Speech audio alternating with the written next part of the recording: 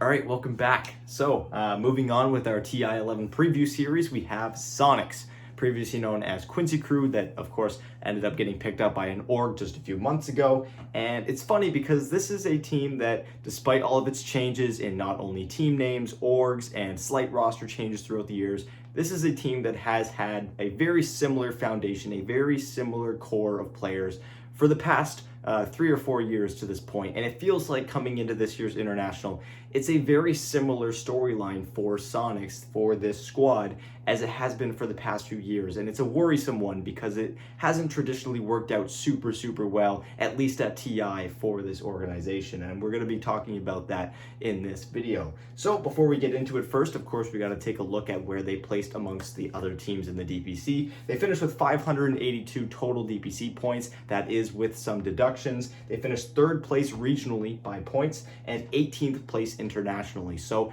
they were a little bit closer than some of the other teams we've already talked about so far in this list when it comes to making it to top 12. And it was a very realistic expectation that they did make it into the top 12.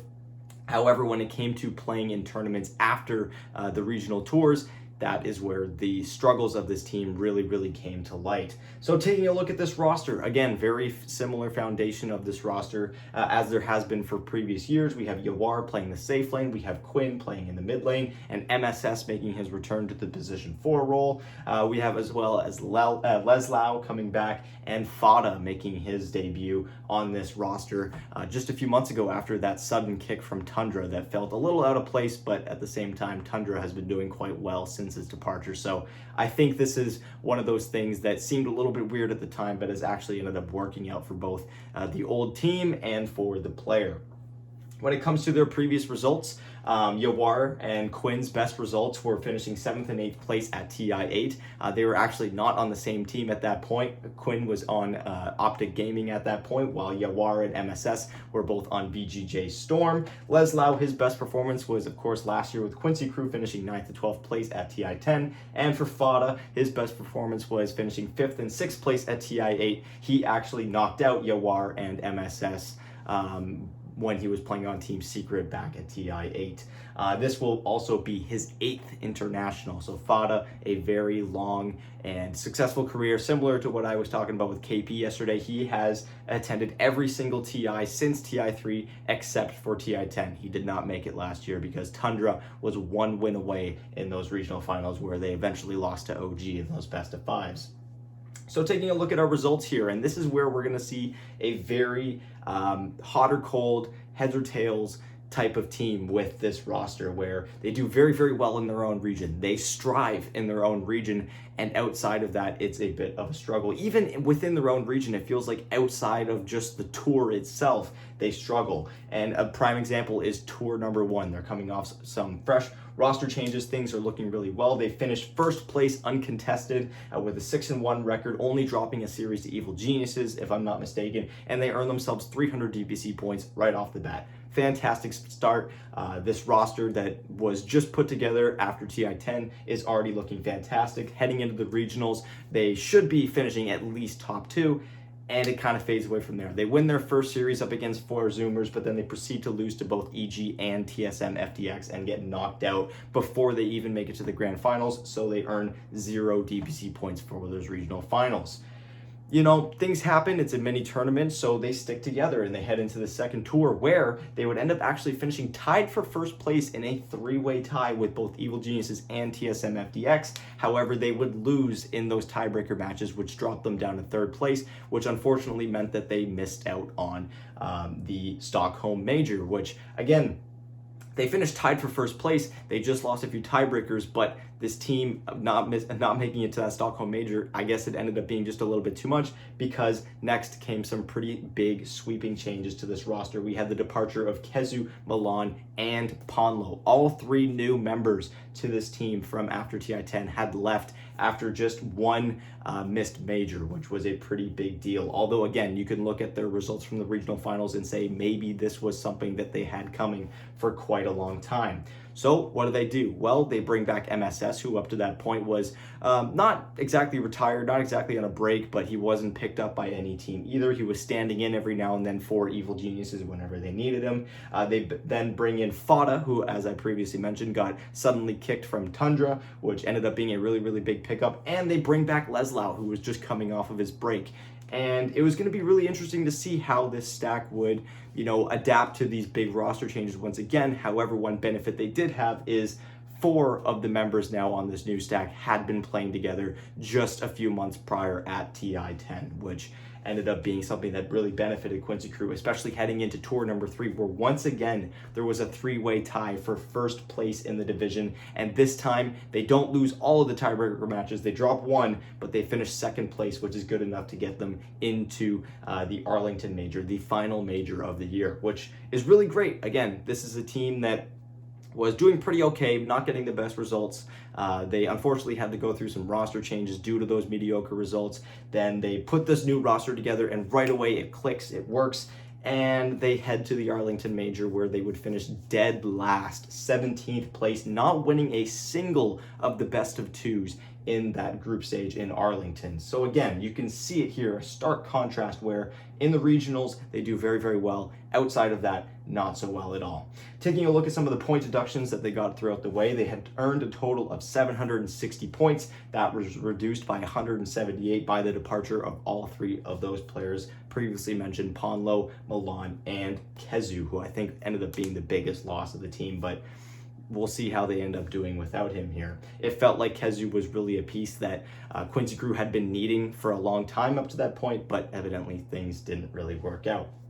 So, taking a look now at how Soniqs ended up doing against other teams attending this year's International. This is, of course, going to be also including teams that are participating in the last chance qualifiers, just to give us a little bit more of a scope at what to look at. And you can see, again, in their regional tours, they have a lot of green showing up, doing very, very well. The only time you see a lot of red is when they have those best of 1 series, for example, where they lose to EG and TSM right here. But regardless, the rest of it all looks really great until you get to that group stage in Arlington, not a single series win. So this is something that Quincy Crew, as Soniqs, Quincy Crew, whatever you want to call them, BGJ Storm, Optic Gaming, this is something that these guys have been really, really struggling with for a long time. We saw this at TI last year. I think their performance in the TI group stage in TI10 was one of the worst performances I had seen. And luckily for them, there were 2 South American teams that were somehow doing even worse than them.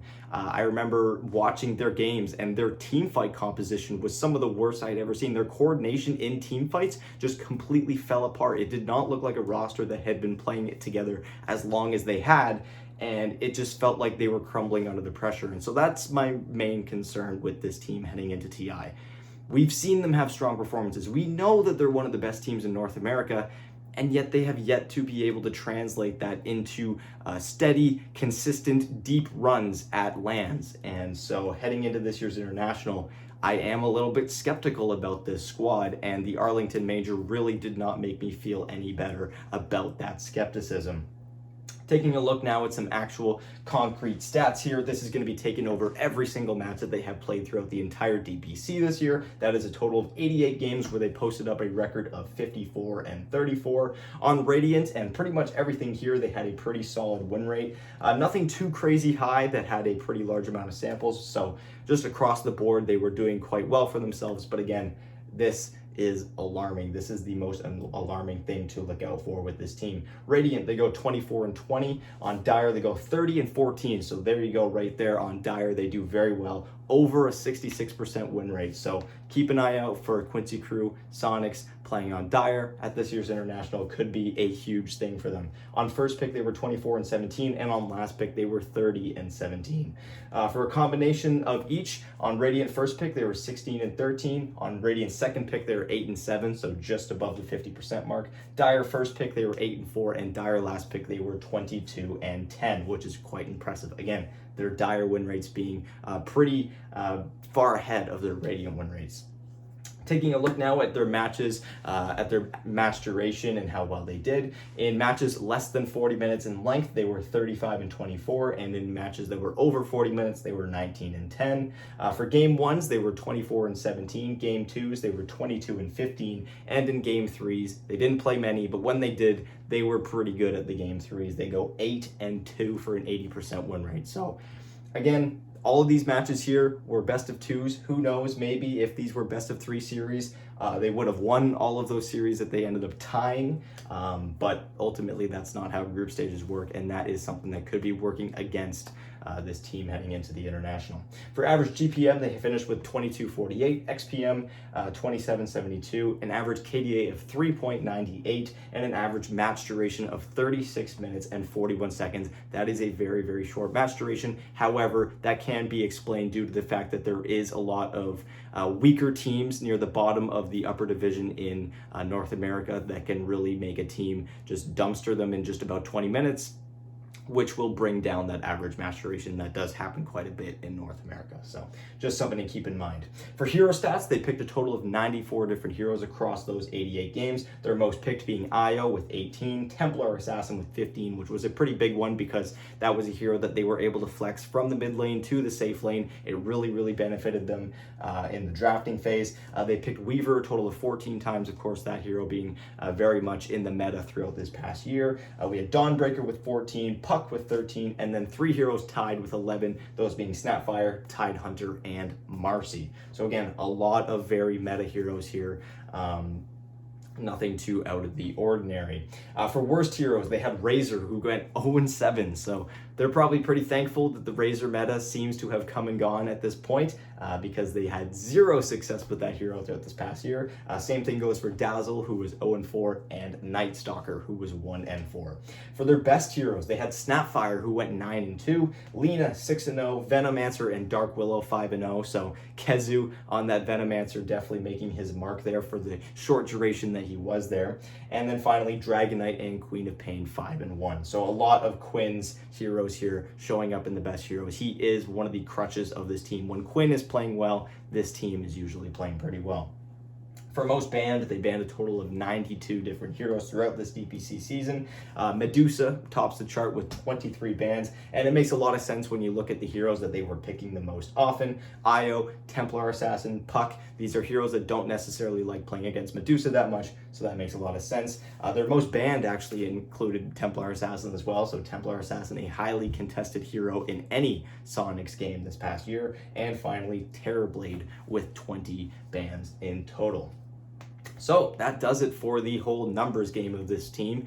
And just to finish off this video, I just want to round out with some few thoughts here and there that I already kind of touched on earlier in this video. One, their group stage has to be better. It's not just the Arlington Major. I'm not just being nitpicky about their performances. This has been something that has been plaguing this core for a long time, and it's really something that they're going to have to focus on in this upcoming TI. Now, it's not just one team getting eliminated in the group stage. It is 2 teams per group. So although there are more teams involved, that does mean that you are quicker to get eliminated if you do get off to a rough start. And the only reason, in my opinion, that they didn't get eliminated in the groups last year is, again, because of those South American teams that had an absolutely abysmal time.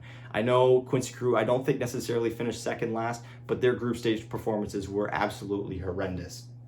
Another thing is going to be playing to their strengths. Again, as I previously mentioned, Quinn, a huge crux to this team. He usually gets off to a really good start in lane. He is one of the most technically sound mid laners in the game, and making sure that they're setting him up for a good game in the draft with proper orientation. Again, Dire being one of their strongest orientations is going to be really important to see if they can succeed. And just overall, I think this is something that might be in their heads. And so this is just speculation. This just might be me talking out of my ass, but it feels like this is a team that acknowledges that there's a lot of pressure and crumbles under it. And so it's pretty crucial that they get off to a hot start again. And I'm really hoping that they do. I don't like seeing a team struggle like this, especially when we know how dominant they can be. They have shown us year after year how strong they are as a team.